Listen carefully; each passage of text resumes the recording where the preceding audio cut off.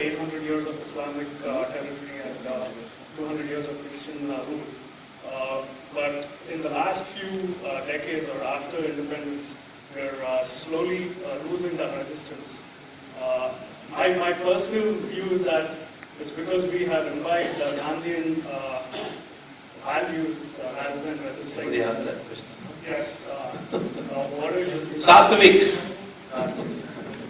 Well, what's my view? No, it's got nothing to do with that.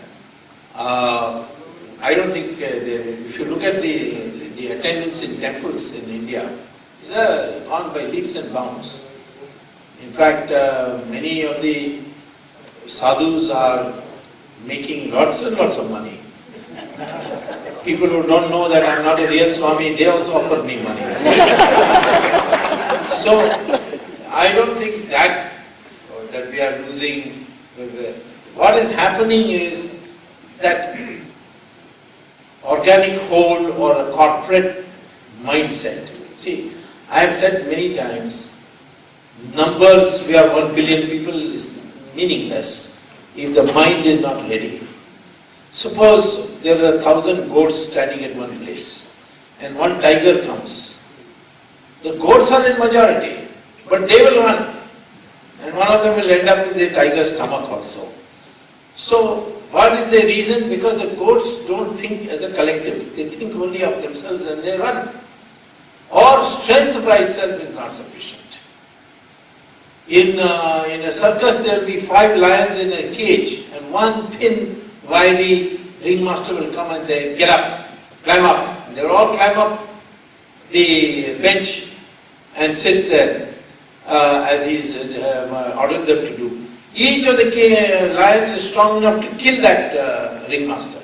But their mind has been so programmed from the time they were pups, you see, or cubs, that when they became big and strong, even then they didn't know their strength. That's why when people say, you see, Manmohan Singh is a Prime Minister, why don't he act? He's like a circus lion, you see. Lions are also called Singhs, by the way.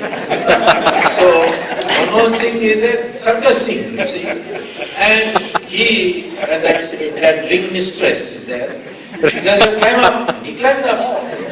Why doesn't he react? Because he's been prepared that way. He's been always in his life like this. So that is the key factor that we have to watch, and we have to therefore have a mental awakening.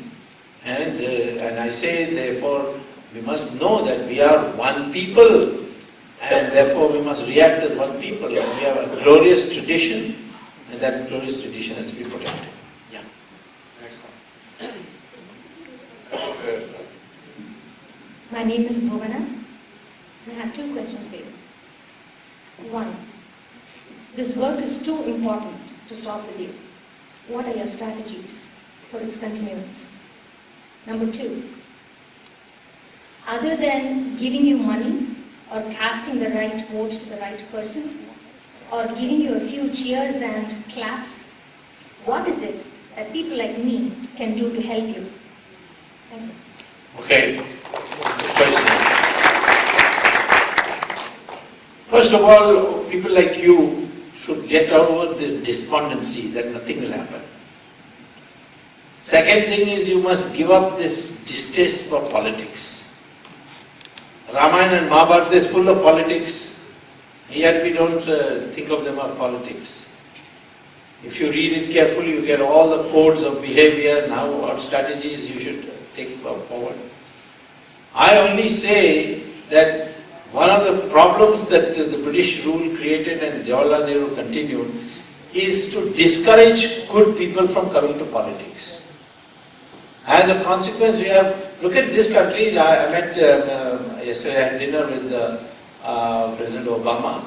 He is a Harvard Law graduate. He was the editor of Harvard Law Review. Before him, Bush, he got an MBA from Harvard. I mean, these are all highly educated people. Go to China, each one of them has got either an engineering degree or a degree in computer science or something. Hu Jintao has got a degree from the best known university of China, the Tsinghua University. So it's in India, we either have highly qualified people without a spine like Manmohan Singh, Or we have people who are absolute people who didn't watch 5th class, which includes Sonia Gandhi. So, therefore, our problem is that that has to be corrected. You should encourage people. I'm not asking you to come to politics, but if someone in your ranks wants to go to politics, you encourage them. And as far as giving money and all is concerned, that is not for politics. The kind of money we need, you will not be able to give me. That I will collect in India. In any case, under the law, I cannot get money from you. There is just banned. All foreign contributions for political activities is banned. But I certainly think that you can create an opinion. You did it in the emergency.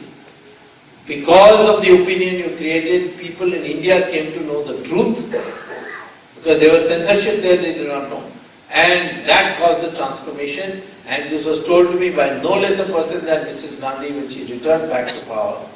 And I began interacting with her. She told me, I asked her one day, why did you declare election? She said, because all these NRIs, you see, they were creating such a racket that, I thought that I won't be able to continue. And therefore, let's just have an election. She thought she was going to win. And she lost that election. So you people sitting here have the healthy opinion, India must change. Don't say nothing will happen, no corruption will go. Just say corruption must go. And we will stand. That attitude you spread, that is sufficient for me. Yeah, the people volunteer, Dr. Swamy. Oh yeah, any of you want to come, you can come, but be ready for a lot of rough stuff. I mean, it's not violence, but moving around, dust and don't drink the water there. And, bring your own bottles. It's a tough thing, but an exciting experience. Namaste, Subramanian Swamy. I see all your work for so many years in the newspapers. I really want to do Pada Namaskar to you for the great contribution you are doing to Mother India. 4 points I want to mention. First one is politics are so corrupt, and now even Anna Hazare team is also sitting for so many days, and center is not responding at all. I am really concerned about one thing.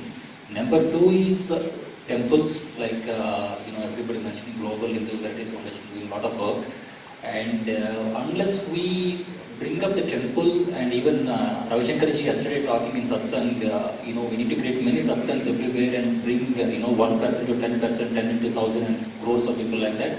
That's what happened in freedom time. Now also we have to revive the temple to revive all the Vaidhyalaya, Vidyalaya and everything surrounding that in the culture. And 3, I really saw in Andhra Pradesh, Lok Sabha party, Dr. Jayaprakash Narayan, he became the Kukutpalli MLA and doing tremendous service over there. So without spending 40 crores or 10 crores, for MLA MP, how we can promote these things, I just have my thoughts, and I know you're doing a lot of things, but yeah, thank you very much. Well, let me deal with this temple question because Lemont also raised it. There is a Hindu Charitable Trust and Endowment Board Act. Every state has an act. We can have a national act, but we have not had it so far. And Muslims do not have. I mean, there is nothing for mosques and Waqf board and so on. No such act. Nor the Christian churches have this act. So somebody did go to the Supreme Court and say, why this discrimination against Hindus? So the Supreme Court said, who is stopping the government from enacting an act for churches and masjids? Supreme Court has never stopped it. Now we can't tell the government enact an act because it's right. The Supreme Court cannot direct the government what it should do. The Supreme Court can sit in judgment as to what the government has done and see whether it is constitutional or not. That's what the Supreme Court can do. But the Supreme Court cannot say do like this. Like on Ram Setu, I didn't go tell the Supreme Court, please tell them not to break Ram Setu. I only said that this project is flawed because they never examined the alternative. The alternative was to build Tuticorin as a container port and connect it by a railway line all the way along the coastal areas through Visakhapatnam up to Calcutta. That is cheaper, more effective, and etc. etc. I showed them. Or cut the canal through Rameshwaram Island, not through Ramsetu. They didn't examine that. They never examined any alternative, they just selected arbitrarily this. So that arbitrariness is unconstitutional. So that's why they ruled, the Supreme Court ruled, that no, you cannot touch Ramsetu. You examine all other possibilities and come up with a proposal which the government is struggling to find.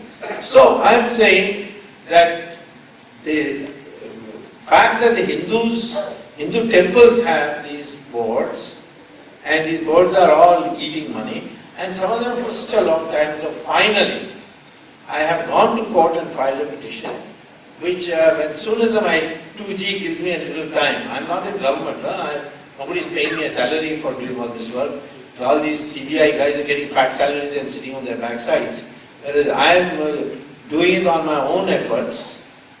I therefore want to do it one by one. So I am doing this 2G thing. The moment is over, I'll do it for the temples. I have filed a petition in the Supreme Court saying that the Hindu Charitable Trusts and religious endowment, whatever, that those acts must be modified by the Supreme Court to say that if you take a temple over for mismanagement of funds, within 3 years you must do the job of cleaning it up and return it back to the trustees.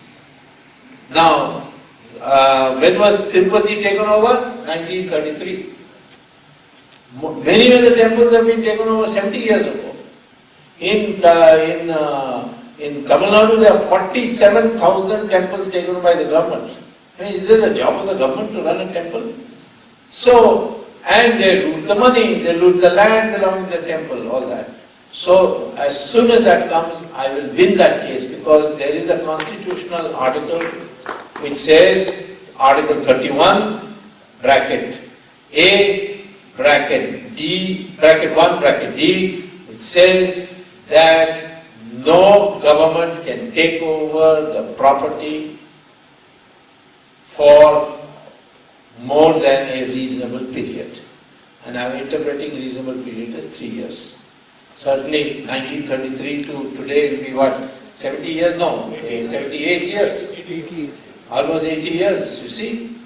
Tirupati has been 80 years. Now of course, what will happen if tomorrow the court agrees with me and says, okay, Tirupati must be returned to the trustees. I don't know who the trustees are. Some of them may not be there. I think it is some Haveli or some Hatiram. No. Hatiram used to be, maybe. Or we should create a trust of the Hindu Dharma Acharya Sabha and should be given to them and let the sadhus and sannyasis manage it. But we are bound to win that, and I don't think you should worry too much about this Hindu Dharma Acharya, this Hindu religious endowment and charitable trust acts. They will be at least become toothless. And I have already got a stay order on the Karunanidhi takeover of the Chidambaram Nataraja. So I've got a case going, and as soon as this 2G gets into some, as soon as I reach a certain stage where I feel now it's on autopilot, I will definitely take this up.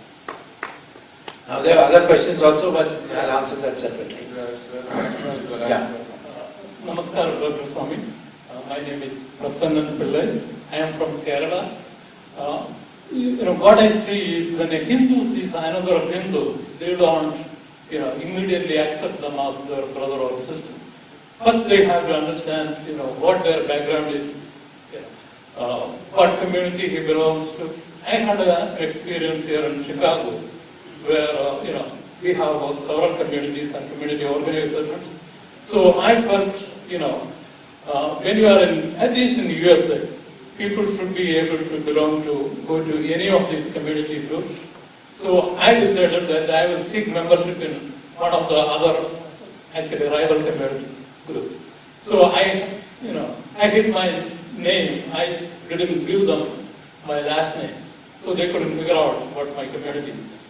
So I applied for the membership and they said, oh, we would be happy to welcome you. You are in Chicago for so long. Why didn't you join us before? So I went there and once they inquired about me and they found out who I really was, they were very hesitant. And this was at one of the Hindu meetings of Kerala. So there If you are complaining about the present state of affairs, I will agree with you. But the question is, you got to change that. Right. So there I had to threaten them that if you don't give me admission to your organization, I am going to take you to court because this country guarantees that I should be able to join any organization that I pay.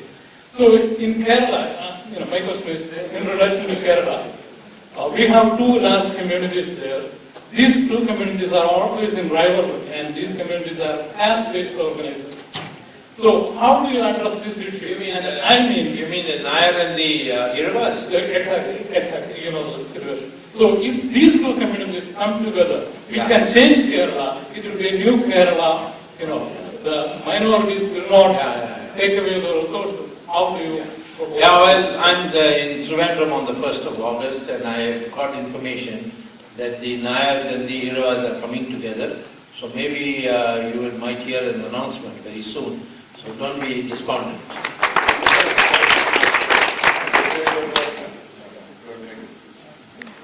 My name is Krishna. I have a question. Basically, you use quotes effectively and extensively to bring about the change. And that's all. I see you are one of the person in India who uses quotes to bring in the changes in the constitution. Having said that, most of your speeches are related to change in the grassroots, like you said, there are Hindus and things like that. And what you basically do is spread the awareness in the grassroots. Well, we have addressed public meetings around the country and large crowds do come. And it has to be done in a democracy by raising awareness. I personally believe that there is a silent Hindu wave in the country and it needs to be properly monitored because some of these waves can get out of control, like it happened in Germany, where nationalism was derailed by Hitler because the Social Democrats refused to articulate nationalism. So if there is a Hindu wave, we should not run away from it saying, no, I got nothing to do with this or I'm a secular person. But to see that this remains within the confines of the Constitution of India and the people find satisfaction in it. So as far as what am I doing about it, we are addressing meetings all over the country. Look what we did on Ram Setu, 1.4 million people assembled in Delhi. It never happened in the history. I think even the judges were affected when they saw the newspaper in crowds. And people come and for Ramdev, crowds come. For Anna Hazare, now maybe the crowds are going down because they say, what is he saying? One of his problems has been that I have, through the existing laws, prosecuted people. What Anna Hazare is saying is that unless you pass the Jan Lokpal bill, nobody can be prosecuted. That's not true. And therefore he is losing ground because he has identified himself with one bill which he says is a panacea for everything. People don't agree with it. But Ramdev, when he meets, there's a huge crowd. People mobilize. There is that process going on and we are working at it. It is to be in the grassroots because we are a democracy and we must influence the people at the voter level. Before we get to the next item, I would like to recognize Dr. Richard Benkin among us, who wrote a book on ethnic cleansing of Bangladeshi Hindus. Please stand up.